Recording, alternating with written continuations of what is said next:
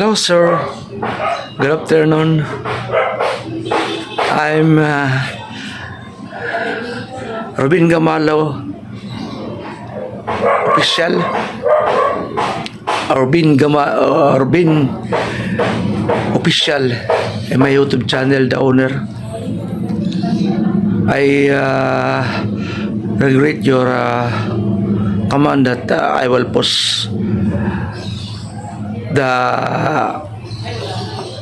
video together with my testimony about my reuse content in the past days or the past 3 months. I hope you can understand about this.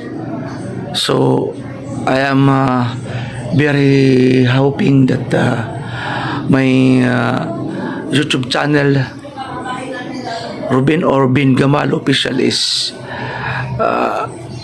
remaining to update. I hope you will regret about this, and I hope you can forget about my situation or about my saying about my fault to my video.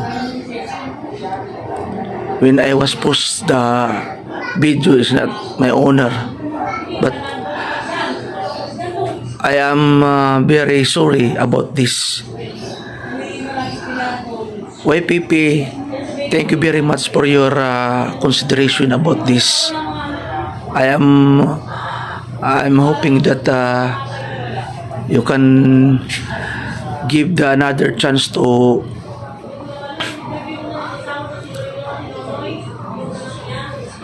commit my YouTube channel, to remain my YouTube channel.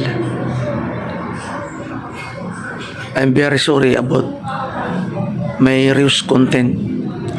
Also, I have no idea about that portion. So I'm very thankful, and I hope you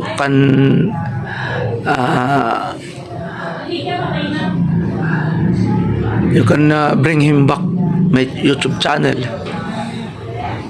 So thank you very much. I know about this, and you know about my situation. I cannot supposedly I cannot upload again the video that I have. I cannot I have not the owner. So YPP, I'm very sorry about this. I delete some video in my YouTube channel, especially the reuse content, short or long. I delete. It's deleted, and I apply. If you are willing to come back my channel, I am very thankful.